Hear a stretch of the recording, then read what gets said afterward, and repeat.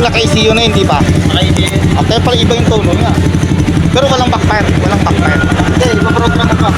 Oo, sigurado.